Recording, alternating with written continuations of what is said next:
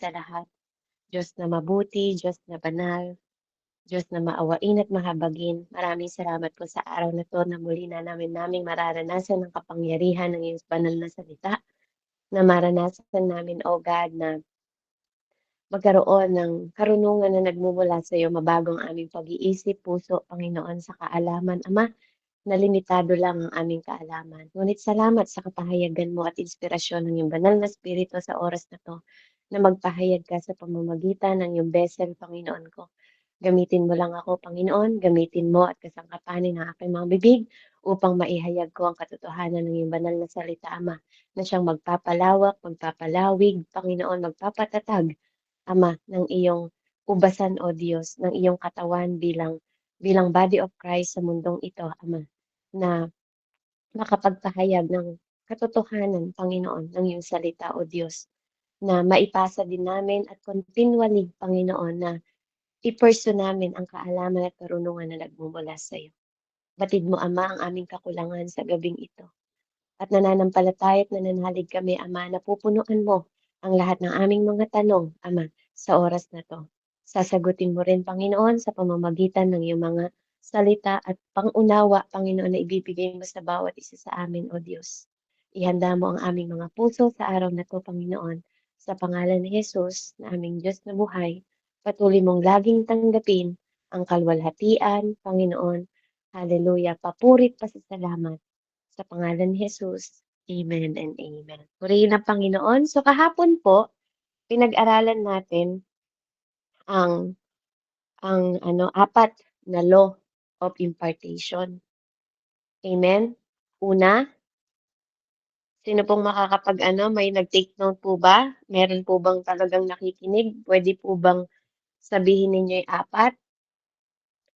Kung meron pong nakinig kahapon at nagte-take down note kung pinapahalagahan niyo po. Amen. Sige Okay. po, Tita Annalisa. The law of, yung title is The Law of Impartation.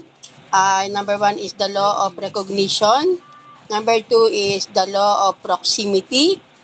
Amen. At pangatlo is the law of service. And law of obedience. Amen. Praise the Lord. Purihin ang Panginoon. Glory to God po, Tita Annalisa. Marami pong salamat sa Panginoon.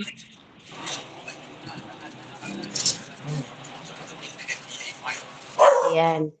At salamat po. Mahalaga po yun na nakikinig tayo kasi alam niyo sa dami ng pinag-aaralan natin, mahihirapan kayo na balik-balikan at napaka-treasure po ito sa atin na mapaunawa sa atin at mabalikan natin at maituro din natin sa mga susunod.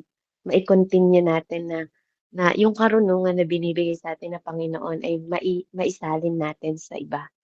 Kaya purihin ng Panginoon. Ngayon, nagtapos tayo kahapon sa law of obedience. Muli po, gusto kong basahin natin ulit yung ating main verse mula sa Roma 1 po, verse 11 and 12. Ate Meds. Si Ate Meds yung nagbabasa nito. Ate Meds, Roma 1 po. 10 or 11 po, or 11 or 12. Andun po sa Amen. dalawang. Roma 1, verse 11 to 12, yung kahapon po. Sabi po Amen po. dito, ay hindi, 12, ano ba?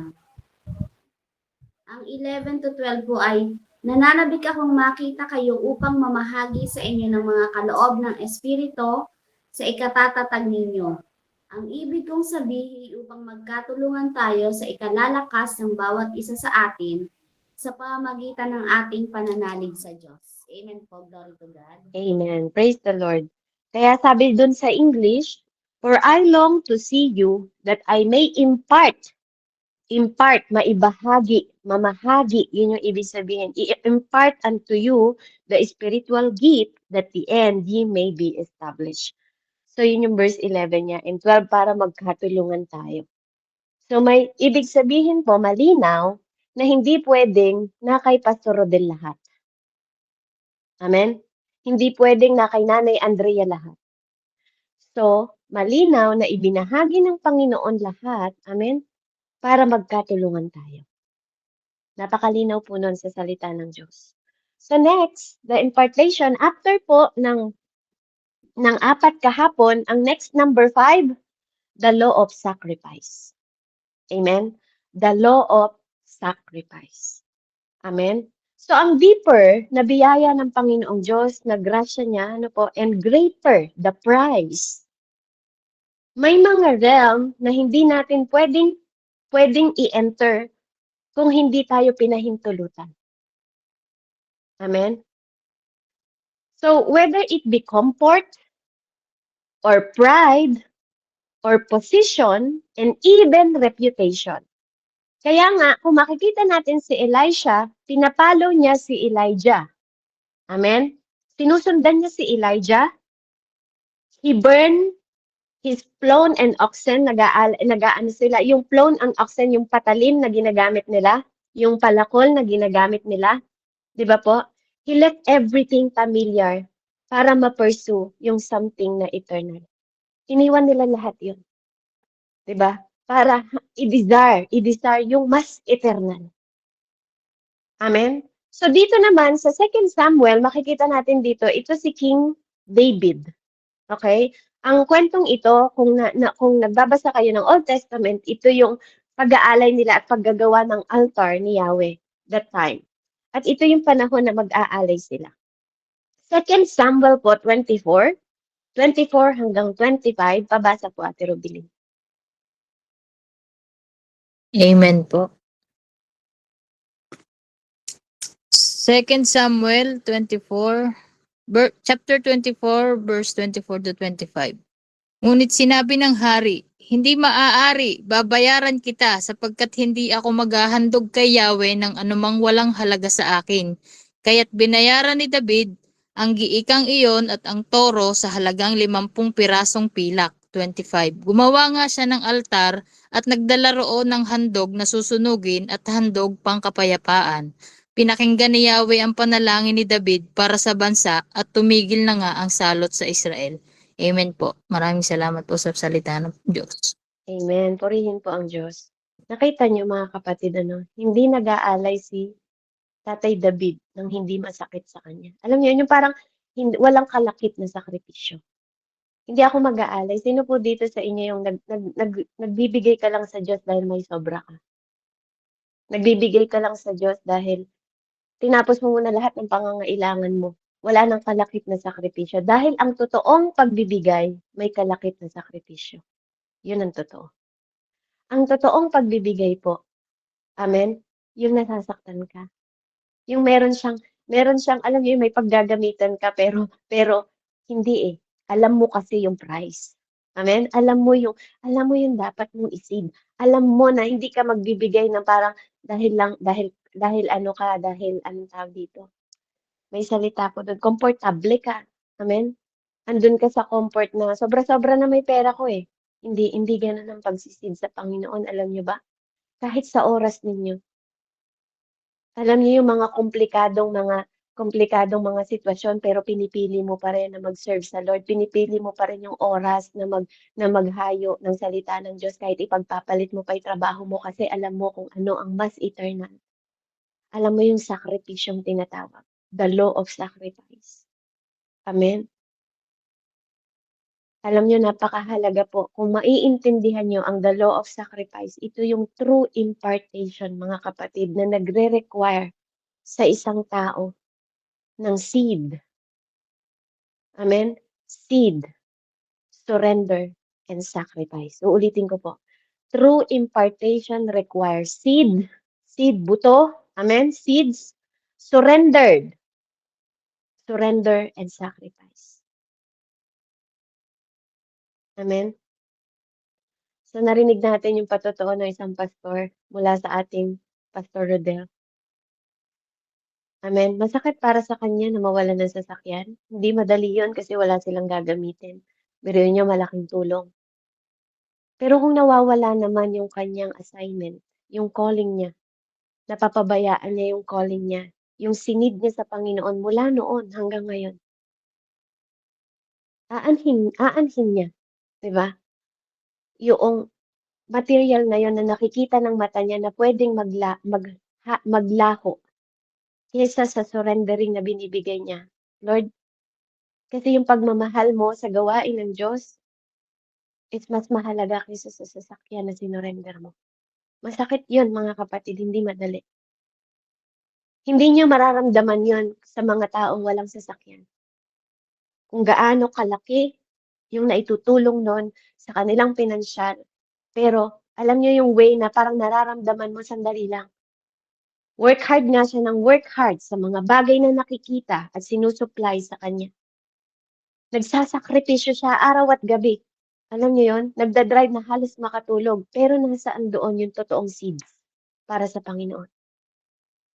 Amen? Nasaan yung totoong seed na gagampanan pa ba natin? Yun yung nakita ni Pastor na naging sensitibo siya. Sandali lang, Lord. Kung mamamatay ako na hindi naglilingkod sa'yo, wag na lang. Alam niyo, yun yung conviction na pumasok sa kanya. Lord, kung makakatulog ako, 'di ba? Mas mahalaga na makatulog ako nakapikit na nananalangin sa'yo kaysa makatulog sa daan na mamamatay ako na hindi ako nag-serve. That is the conviction of the God. Amen? Na may kasamang surrendering. May sacrifice na kalakip doon, mga kapatid. Maaaring hindi niyo naintindihan ngayon kasi wala kayo dun sa sitwasyon niya bilang pastor. Yung burden na nakalagay sa puso niya, na umiiyak yung puso niya kasi hindi niya nagagawa dahil may kailangan din siyang gampanan bilang tatay, bilang anak, bilang asawa, bilang pastor ng church. That is the burden ng mga leaders. Yun yung burden, amen, na tinatanim sa kanila na hindi ka patutulugin, mga kapatid, maniwala kayo. Kung totoong ikaw ay mag-i-impart ng ipapamana mo sa mga flocks mo, siguraduhin mo na eternal yung pinapakita mo sa kanila. Siguraduhin mo na yung buto na itinatanim mo sa kanila, andun din yung paghakbang mo. Dahil katulad ng sinasabi natin kahapon, you receive by serving, not expectating. Amen? Ang impartation po, you cannot receive kung hindi mo to marirecognize. At ang spiritual inheritance ng closeness, amen, hindi mo to magagawa kung wala kayong best closeness. Kung hindi ka magwo-walk, hindi ka magse-serve, at hindi ka mag-i-stay close sa Panginoon, paano mo mapupuntahan yung anointed na destination na inihanda ng Panginoon para sa bawat isa? Amen?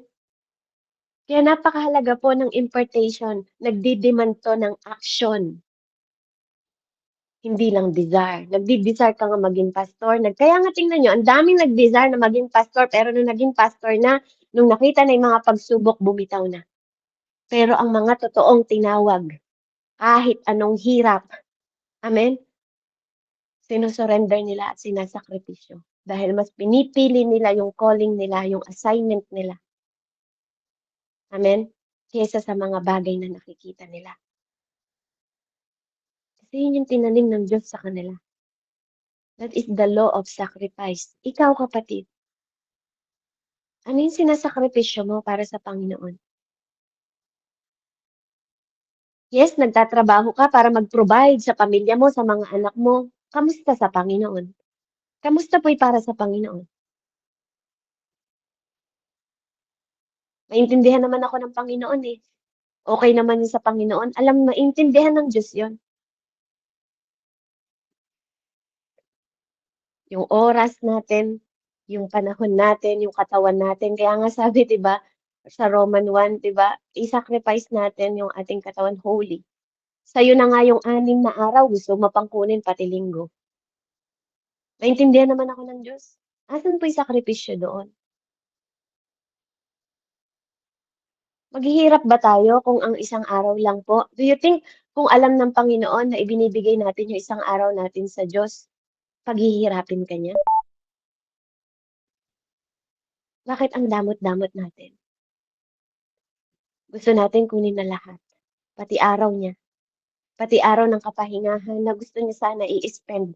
Ang Diyos nga nagpahinga, tapos kayo hindi kayo nagpapahinga.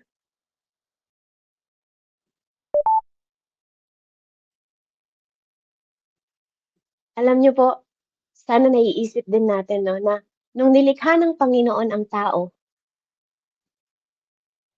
ginamit niya ang tao para makapagpahinga siya. Sana maisip din ng bawat isa sa atin na gamitin natin ang Diyos para makapagpahinga tayo. Gamitin in a way na magtiwala sa Diyos para makita natin ang kagamit-gamit. Yung tatay na pinagkakatiwalaan natin. Walang tatay na nagpapabaya. Ikaw nga na nanay na hindi perpekto eh, hindi mo pababayaan yung mga anak mo eh. Yung Diyos pa kaya na perpekto? Bakit ayaw mong ilaan yung Sunday sa Kanya? Bakit wala ka man lang sakripisyong maibigay para sa Panginoon? Sobrang nanghihinayang ka, kaya sabi ng Panginoon, yung meron mawawalan pa. Kukunin pa niya.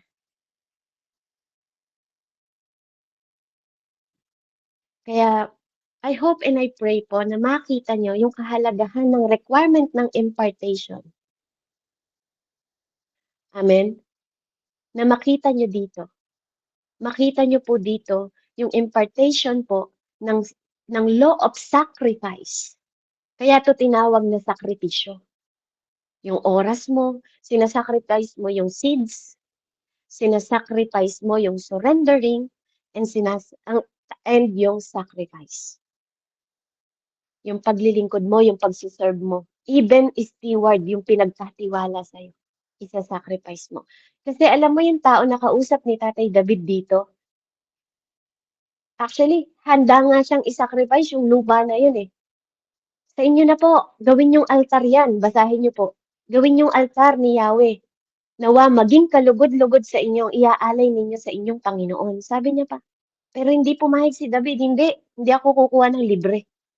Hindi ako magbibigay ng libre sa Panginoon ko. Kasi naniniwala siya.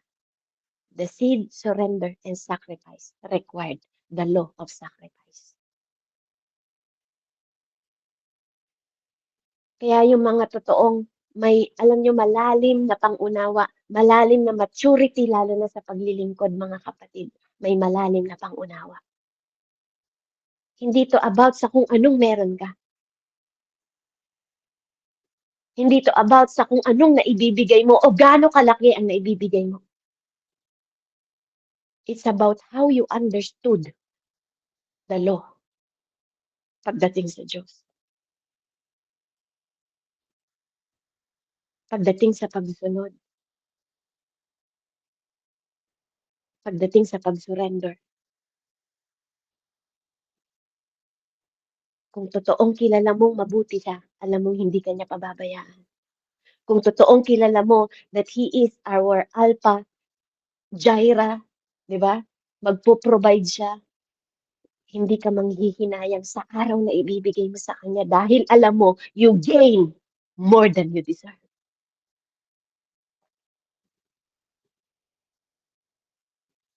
Wala namang nagtatanim na inaani agad eh. Walang nagtanim ng isang araw, bukas nandyan na. Walang ganun. Pero sisiguraduhin ka sa inyo. Dahil nararanasan ko kung paanong magtanim ng may kalakip na sakripisyo. Doble-doble po ang binabalik sa akin ng Panginoon. Totoo, sinasabi ng iba, hindi to lahat tungkol sa pera. Pero mga kapatid, sabi sa Bible, money is a shield. Money is a tool. Kung wala tayong pera na nagpo-provide para sa mission, do you think masusustentuhan natin ang kingdom of God kung walang gumaganang pera? It's a part. Kaya nga, meron ding regalo na spirit of generosity. Kung may regalo ka sa pagbibigay, magbigay ka. Amen? Kung may regalo ka sa pagbibigay, magbigay ka. Kung may regalo ka sa paglilingkod, maglingkod ka. Part po yun. Part po yun. Kaya kung walang, bakit may tagapagsinop ng pera ni Jesus Christ kasi kailangan. Kailangan ng financial provision, kaya nga may ini-steward sa atin. Pero kapag ikaw pinagkatiwalaan ka rin, 'di ba? Matuto kang mag-handle ayon sa kalooban ng Panginoon. Kasi hindi po masasayang. That is the law of sacrifice. Kung may oras ka, isakripisyo mo 'yung oras, maghayo ka, mag-win ka ng soul. Kung marami kang oras. Amen? So number 6 po, the law of hunger. Hunger, pagkagutom. Amen? Kasi kung gutom ka, kapag ang taong gutom, pinakain mo, mapipilled yun. Pero kapag ang taong punong-puno na, kahit pakainin mo, isusuka lang nila. Desire. Mag-desire tayo na lumapit, mapalapit sa virtue ng Panginoon. Yung kahalagahan at importansya ng mga pinapagawa. Kasi, if you don't burn for more, you won't attract more. Kung hindi ka magiging maapoy pa, mas lalong maapoy, wala ka ma-attract sa liwanag mo kung hindi ka nag-aapoy. Yes, maapoy ka kahapon. Ngayon naman, yung apoy mo halos mamatay na. Paandap-andap, na ilaw. Paano ka makaka-attract ng tao kung ikaw mismo paandap-andap? Kaya nga, even sa Old Testament, ang pagsasacrifice nila, hindi nila hinahayaan yung altar na mamatayin ng apoy. Ganon din dapat sa'yo. Maraming mga tao na umuupo under the powerful vessel. Pinapaupo nila yung Panginoon sa buhay nila. Sige po, Lord, umupo kayo. Pero ayaw mag-receive. Ayaw tumanggap. Masyadong magaling. Kaya yung mga ganong klaseng tao, they receive nothing. Ayaw mo na matuto eh. Ayaw mo kasing tanggapin. Yung belief mo noon, gusto mo, belief mo pa rin ngayon. Kung may mga taong binigyan ng wisdom, ng revelation ng Panginoon, i-empty mo yung sarili mo. Learn from it. Learn from it. Subukan mong tanggapin. Baka sakali, magpalago pa sa iyo. Mahirap kasing maging alam mo yun, yung parang sobrang dami mo ng alam dahil nag-aral ka na ng theology. Pero sabi ng Panginoon, wisdom is from God and revelation is from the Lord. Kaya nga may mga taong nakabasa ng Bible cover to cover pero walang revelation. Puro knowledge, walang revelation. Katulad ng sinasabi ko sa inyo, kung meron ka lang knowledge at wala kang understanding, lason yan. At kung meron kang wisdom at wala kang knowledge, lason yan. Kung meron kang understanding, wala ka namang wisdom, lason pa rin yan. Huwag mong lasunin yung sarili mo dahil sa sarili mong pangunawa. Dahil ang wisdom, knowledge, and understanding, kailangan sama-sama yan. Para yung God the Father, God the Son, and God the Holy Spirit. Hindi pwedeng maghiwa-hiwalay. Amen? Kaya yung pagiging hunger, kapag gutom ka, ito yung magbibigay sa'yo na i-pursue mo pa. Gutom ka eh, di ba? Gusto ko pang matuto. Kapag hunger ka, ito yung magpe-press in sa'yo na matuto pa. At ito ang magpupul sa'yo sa virtue, sa karunungan at kaalaman na pwede mo pang malaman. Amen? Pabasa nga Ate Robilin, Matthew 5, verse 6.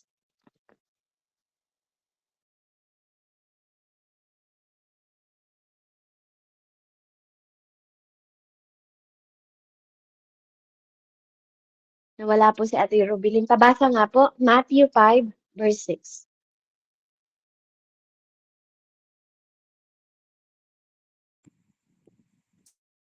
Amen po, sis. Teka lang. Matthew 5, verse 6 po, sabi po dito, pinagpala ang mga may matinding hangarin na sumunod sa kalooban ng Diyos, sapagkat sila'y bibigyang kasiyahan ng Diyos. Amen po, sis. Amen. Praise God. Sa pinagpala po, sabi sa English, blessed are they which do hunger and thirst sa mga uhaw pa after righteousness. Amen? For they shall be filled. Pupunuin pa ng Panginoon. At Jane, pahanap yung Galatians 6:9 mamaya po. Amen? So pupunuin ka pa. Kung kulang ka, pupunuin ka. Kaya alam niyo, mas magandang lumapit sa Lord na gutom ka eh. Kasi Lord, gusto ko pang matuto. Kung hirap ka, lapit ka. Lord, gusto kong magpahinga. Mahirap kasi yung ayaw mo nang matuto, ayaw mo nang magkaroon ng kaalaman kasi feeling mo alam mo na lahat. Kaya nga isang katangian ng gusto ng Panginoon, lagi tayong marunong mag-humble ourselves, magpakumbaba at mag-surrender sa Kanya ng buong buo. Kasi kung puno ka na, paano ka pang mabibigyan? Ayaw mo nang tanggapin, isusuka mo lang yon. Kahit pang sa mga nagtuturo sa atin eh.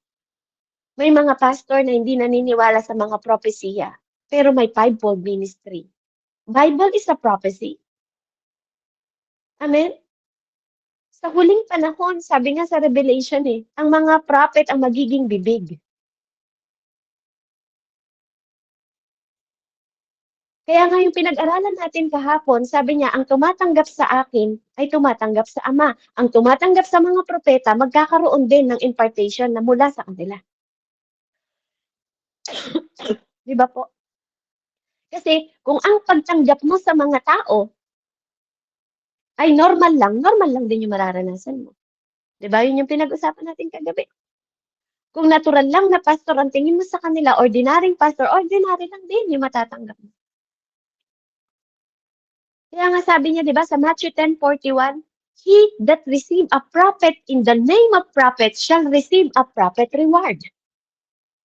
And he that receive a righteous man in the name of righteous man shall receive a righteous man reward. Amen? So it is written sa Matthew, sa New Testament po, na kung tatanggapin mo, di ba, ang mga propeta, tatanggap ka rin, re-receive ka din ng regalo mula sa kanila. Ang teacher, ang pastor, ang evangelist. They are part na regalo ni Jesus Christ. Regalo ni Jesus Christ ang fivefold ministry to equip the church. Pero yung ibang mga pastor, yung ibang mga leaders, hindi na sila naniniwala. Tatanggalin nila yung isa. Amen? Anong po ang totoo? Yung sinabi ng Diyos? Ang mag-i-stand? O yung sinasabi natin? Yung idea natin? O opinion natin? That's not right. Because at the end of the day, Word of God pa rin ang final. Amen? Kaya yun pa rin ang dapat nating irespeto at paniwalaan. Dahil ang pagiging hunger natin sa spiritual, ito yung magmamagnet para i-draw tayo sa impartation. Kung gutom ka sa wisdom at lumalapit ka sa taong mga ma-wisdom, may understanding, magiging ma-wisdom ka rin. Kasi, dahil mai-impart nila, sabi nga ni Pastor Carl, diba? Kung meron kang ma-wisdom na 5 tagapagturo at tinanggap mo agad, tinanggap mo yung lahat ng wisdom na yon, sinong lamang? Ikaw, kasi tumanggap ka ng 5. Amen? Kasi nakikinig ka. Kaya napakahalaga po ng pang-unawa natin. Napakahalaga ng pagiging gutom natin na matuto. Hindi tumatayo tayong nagmamagaling. Hunger, lalo na sa spiritual, yun yung magmamagnet that will draw impartation. Kung hindi dumikit yung mga 12 apostles kay Jesus, do you think they impart? Na-inherit ba nila yung mga karunungan na itinuro ng Panginoon? Kung nagdesisyon na lang after na resurrection si Peter na bumalik na lang sa pangingisda at hindi na siya dumikit, nagmagnet kay Jesus Christ para tawagin ulit siya as a shepherd. Peter, mahal mo ba ako? 3 beses na tinanong sa kanya, not to break him, not to shame him, but to remind him that you are my Ikaw ang shepherd na pinili ko para magpastol ng mga tupa ko. Pakainin mo sila. Turuan mo sila. Alagaan mo sila, Peter. Hindi siya sinisi ng Panginoon. Pero gustong i-impart sa kanya katulad ko na nagturo sa'yo. I am a good shepherd. But I choose you as the shepherd. Diba? In-impart ko sa'yo yung meron ako. Kasi gusto ko, alagaan mo yung mga tupa ko. Pakainin mo yung mga tupa ko, Peter. Ingatan mo sila, Peter. Feed my sheep.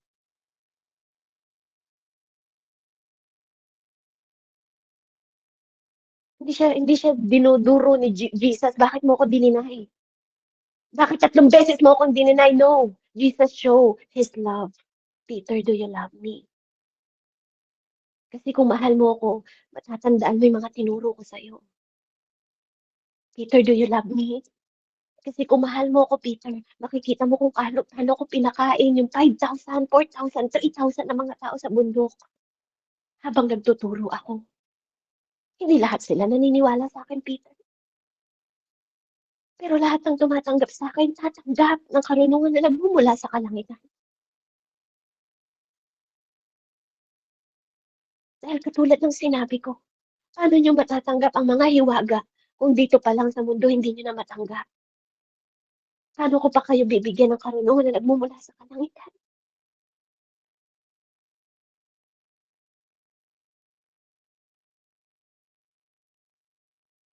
Jesus in part. Kaya nga sabi niya, napakahalaga ng pagsunod. Kung hindi sila na magnet kay Jesus, do you think nakarating sa atin ang good news? Do you think kung hindi nila naunawaan, nakarating pa sa henerasyon natin ang good news? Dahil may mga na-impartan, may mga napamahagian na bahagi din sa atin ngayon. At ikaw din, you found to send para mag-continue ang good news at gospel. Dahil lahat ng bagay sa mundo mawawala. Pero hindi ang salita ng Diyos.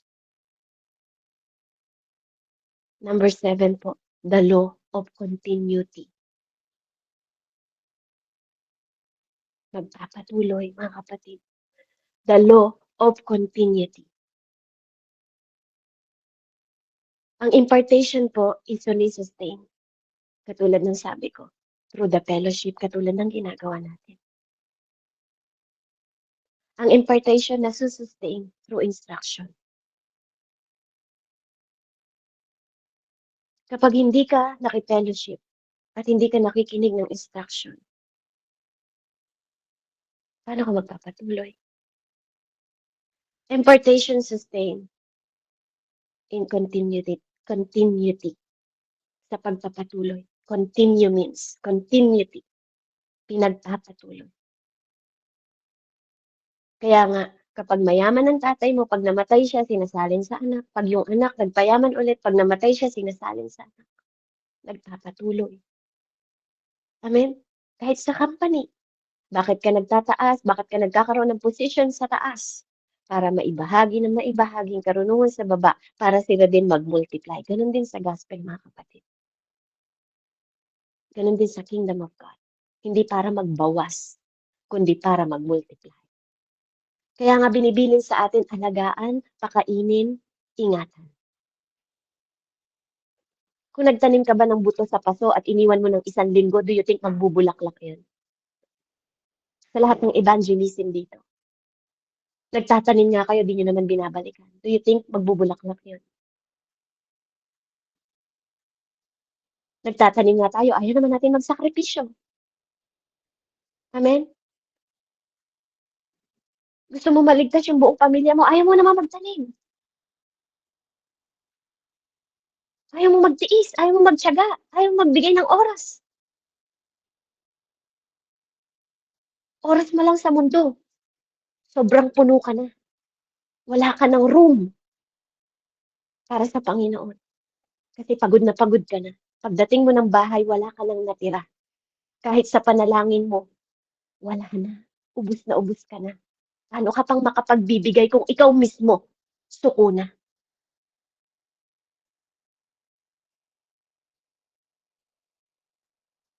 God is a God of order. Huwag nating abusuhin. Kaya nga sabi ng Lord, huwag kang maglingkod kapag yung panahon na nakahiga ka na lang. Wala ka nang magawa. Kasi naubos na. Di ba? Naubos na. Naubos na sa pagpapaaral sa anak. Naubos na sa pag-aalaga sa pamilya. Amen? Naubos ka na sa biyanan mo. Ano yun? Naubos ka na sa trabaho, sa amo mo, naubos ka na. Kamusta yung para sa sakripisyo sa Diyos? Kasi paano mo makukontinue na i-sustain? Amen? Dapat siya yung una para ma-sustain mo yung para sa pamilya mo, para sa biyanan mo, para sa trabaho mo, para sa negosyo mo. Yun yung tama. Mag-continue ka na makakabit sa puno, 'di ba? Kaya nga sabi niya, I am the vine, you are the branches. Pero kung nakakabit ka sa puno at hindi sa kanya, paano ka magsusustain ng sustansya sa mga dahon, sa mga bunga, amen? Sa mga sanga, kung naputol mo yung abiding mo sa kanya. Kung humihiwalay ka sa kanya, paano mo masusustain yung pamilya mo, yung anak mo, yung kinabukasan nila, yung negosyo mo na para makatulong, para makapagpatuloy ka? Wrong idea. Wrong foundation. Wrong starting point. Amen? Hindi pwedeng ma-disconnect ka sa nagbibigay ng grasya. Hindi ka pwedeng ma-disconnect sa nagbibigay ng mercy. Hindi ka pwedeng ma-disconnect sa nagbibigay ng blessing.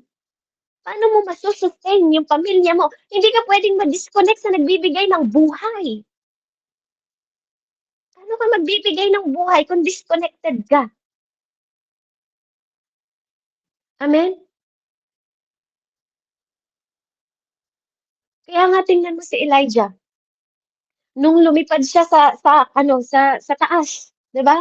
Nung itinaas siya sa taas, sabi niya doon, if you see me when I'm taken,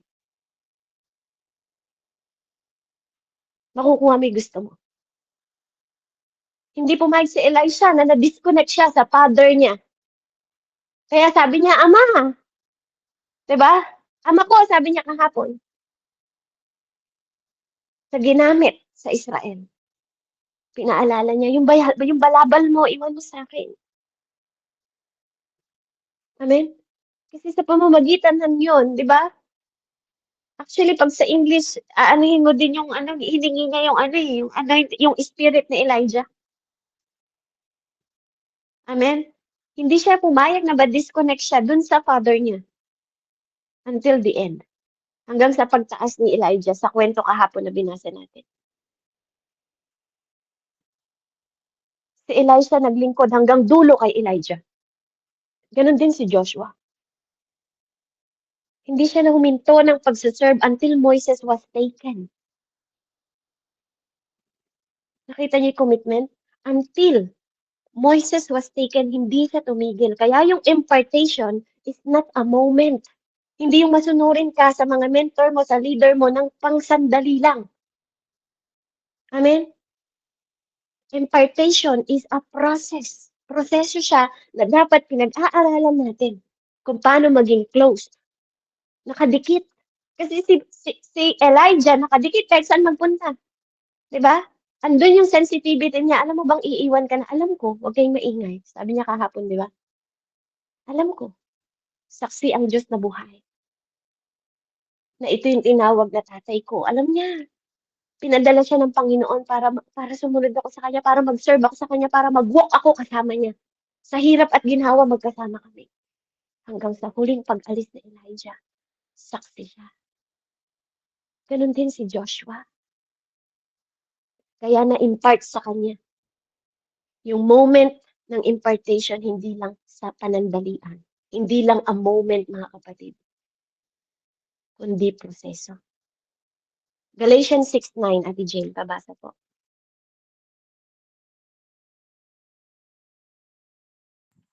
Amen. So, sabi po dito, kaya't huwag tayong mapagod sa paggawa ng mabuti, sapagkat pagdating ng pagdating ng takdang panahon, tayo ay aani kung hindi tayo susuko. Amen po. May pagtitiis, Ate Jane, tama? Kung di tayo susuko. Kaya yung mga taong sumusuko, madaling sumuko, walang naaani yan. Kahit yung mga farmer na nagtatanim, kung susuko ka na sa simula pa lang, wala kang aanihin. Kahit nga sa pagtitinda eh, subukan mo, nagtitimpla ka pa lang na ititinda mo, kung susuko ka na, paano ka tayo makapagtitinda? Kahit sa paglilinis ko, kung sa simula pa lang sumusuko na ako sa dumi na lilinisin ng buong bahay ko, paano ako magre-rewardan? Lahat ng mga taong sa simula lang maapoy, wala pong nakakamtan yan sa dulo. Amen? Kasi staying planted preserves the oil. Uulitin ko po. Staying planted preserves the oil.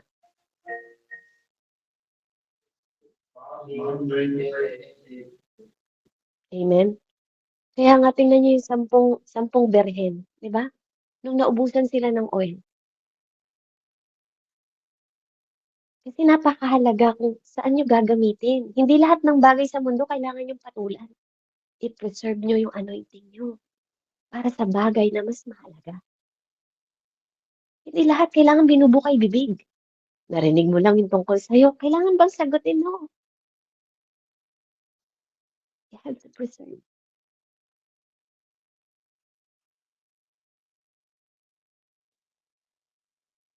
Lahat ng tinatanim, di naman nila kailangan mag-react sa panahon. Kino-cover sila ng mantle ng lupa. Pinoprotektahan sila yung mga buto na tinanim. Protektahan mo, guard your heart. Kung anong butong tinanim dyan ng Diyos, i-guard mo yung heart mo. Huwag kang magpadala sa emotion mo. Hindi lahat ng bagay kailangan mong balikan.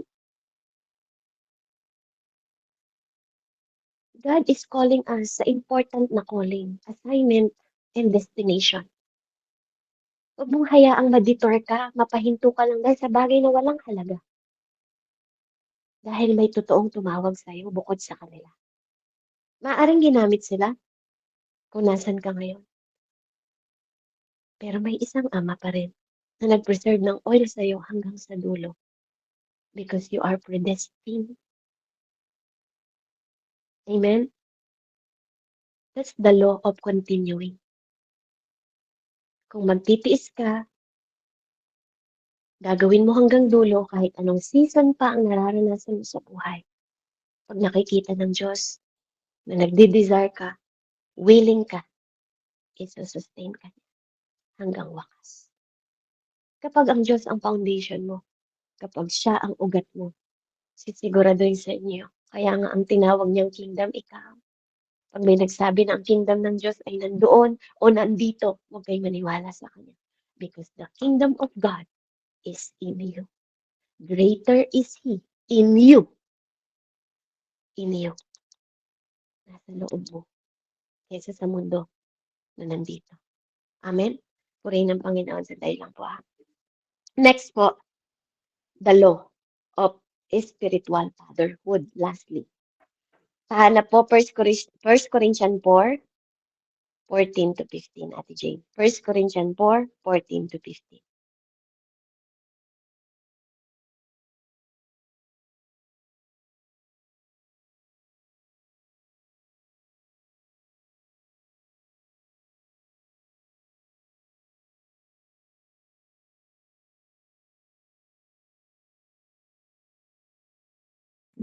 Ngayon na po babasahin, sis.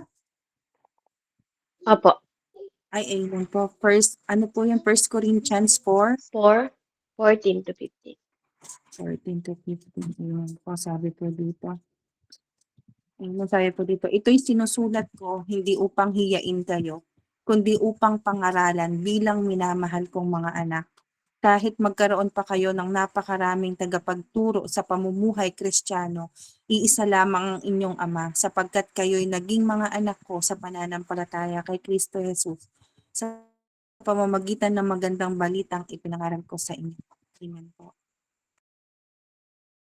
Amen. Sa purihin ng Panginoon. Ano po? So makikita natin dito, kahit marami ka pang mentor, tagapagturo, iisa lang ating Ama. So yung mga taong seloso, masyadong seloso dahil sa marami kang mentor, marami nagtuturo sa'yo kasi hungry ka eh. Kailangan mong mag-build ng foundation, kailangan mong matuto. Kasi hindi lahat ng bagay nasa iisang pastor lang. Hindi lahat ng karunungan nasa kanila. Amen? We have to learn. Mismong Bible ang nagsabi kahit marami ka pang tagapagturo. Pero yung mga churches ngayon, ang daming mga batas na sila na mismo ang nagtatayo. Amen? Mga kapatid, ang mantle, nagpo-flow yan through generation alignment. Amen? Kapag naka-align ka, halimbawa, andito ako sa Amerika ngayon. Pag umalis ba ako dito sa Amerika, pastor ko pa rin ba yung pastor ko? Hindi na. Pero kung naka-align ako, amen? Through the mantle na nag-flow sa akin from the beginning, mapoprotektahan ako ng mga pagtuturo na yun. Kaya kahit mapunta pa ako sa Pilipinas, amen? Yung alignment na tinanim at buto sa akin, na itinanim ng pastor ko dito sa Amerika, dadalhin ko yon kahit saan ako magpunta. Kaya yung mindset ng mga church, amen, ngayon, lalo na sa Pilipinas, maling-maling-mali. Kaya nga napakahalaga, kung yan flux mo ngayon, taniman mo sila na naka-align sila para kahit saan sila mapunta, hindi sila maliligaw. Ituro mo yung totoo. Hindi natin sila tao. Pinagkatiwala sila sa atin ng Panginoon. Hanggang nasa circle natin sila. Iingatan natin sila. Pero darating ang panahon, maghihiwa-hiwalay din tayo. Pero kung natutunan natin yung tamang posture, tamang position, tamang pag-receive, tamang katotohanan na sinasabi ng Panginoon, every generation na dumating sa atin, naka-align tayo. Marireceive mo yung more than information from your spiritual father. Marireceive mo yung DNA, lalo na pagtutuot sa Panginoon. Kung paanong si Paul na sinabi niya kay Timothy, stir up the gift. Sabi niya, stir up the gift. Pagyamanin mo. Kung ano yung pinahagi sa'yo, kung ano yung niregalo sa'yo, kung ano yung pinagkatiwala sa'yo, pagyamanin mo. Yan yung binigay sa'yo. Kasi ang regalo na ipapasa yan. Kapag matalino kang mag-open ng access, sabi ko nga kahapon sa inyo, you can open the door. Lalo na kapag andun yung hunger mo, andun yung kauhawan mo. Hindi lang ang prayer ang nag-i-exist. Also the gift. Amen? Yung mga regalo po na pinagkakatiwala sa atin. Don't cry. My love. Okay. Oh,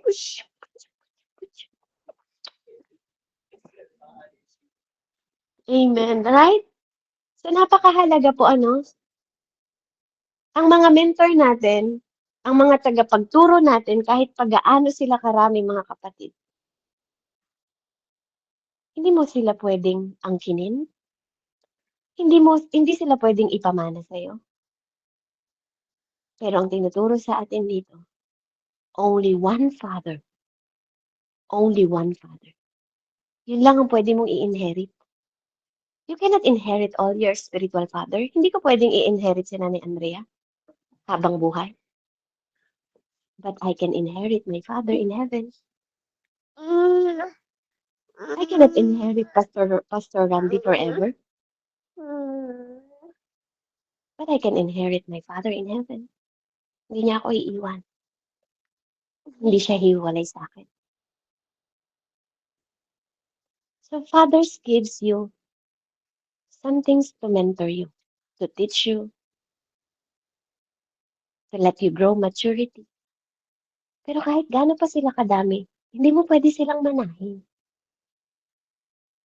But the King can, the Father can, the God can. Siya ang totoong tagapagmana, mga kapatid.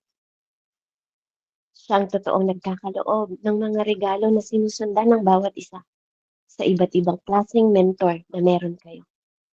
Kaya pinapaalalahanan tayo, kahit pa maging 10,000 pa ang instructor ninyo in Christ. In Christ po in Christ. Dapat alam niyo yun, in Christ. Mentor niyo sila kay Kristo. Yet, sabi niya, kahit gaano pa karami yon, for in Christ, Jesus Christ, I have begotten you through the gospel. Sabi niya, iisa pa rin ang inyong ama. Iisa lang. Amen? Even yung mga mentor natin, isa lang din ang ama nila. Si Jesus lang. Yun lang ang bagay na pwede nating manahin. To share and impart the kingdom of God. Sa mundong ito, sa lahat ng generation, mga kapatid. You cannot inherit your spiritual father, but your father can. Purihin ang Panginoon. Let's pray. Heavenly Father, in the mighty name of Jesus, we glorify and we honor sa mensahe na itinuturo mo sa bawat isa sa amin. To love you more, to give value to you, na maging hunger kami, matuto kaming mag-honor sa mga taong pinadala mo sa amin.